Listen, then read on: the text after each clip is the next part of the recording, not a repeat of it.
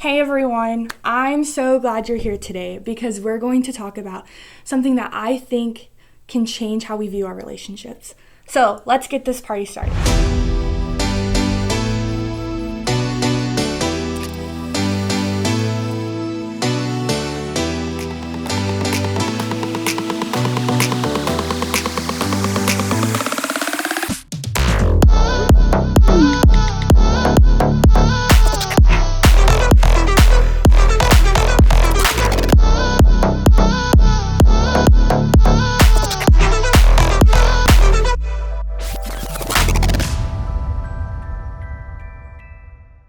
Relationships mean everything to me. I wouldn't be where I am without them.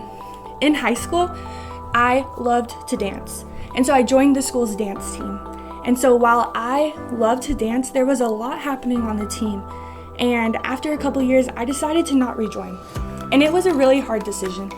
And a lot of the people I talked to, a lot of the people I spent my time with were on this team.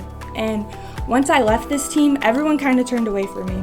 I was kind of like excommunicated from the group, and so it kind of hurt a lot. However, I made a friend outside the team, and her name was Tiffany.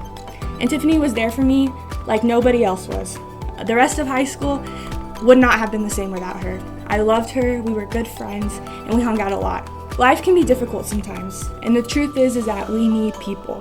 If you remember, we're in a series that talks about a party, which means we're talking about any effort to celebrate, serve, love, include, or enjoy being with others in a way that adds value to life. For me, being a party starter for the people in my life is sometimes a lot easier to do when things are going great.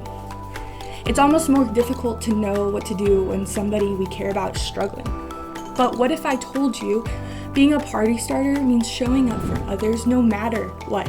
The good times and the hard times. There's actually a time, thousands of years ago, where people were going through a really difficult time. It was a time in the Bible when God's people needed God the most, and they felt like He wasn't showing up, that He wasn't understanding, and He wasn't doing much to help. And all that time, we know that God's plan was to do something unexpected, and it was a time to remind people's past and present that even in their hardest times, God never left them.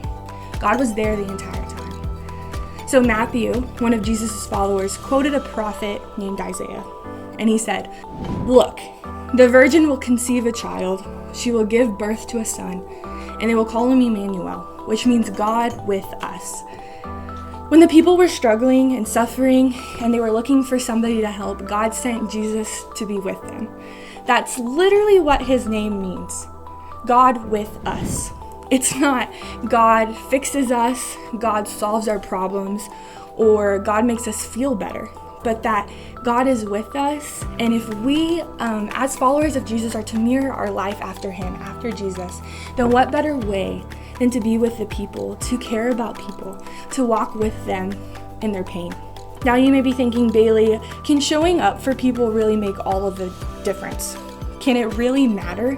Does it really matter to other people when we show up? But it does. And it does because if my life in high school would have been so much harder without Tiffany. She loved me. She cared for me. She was there when no one else would. How do we show up for others? There's 3 ways that we can do this. The first is we have to notice who are struggling, those who are hurting. We have to notice them. The second is that we have to care about what they are going through. You have to understand and have empathy. And lastly, we have to show up. A party starter walks with other people in their pain. So my challenge is to you, how can you show up for someone else this week? Thanks for watching. See you next time.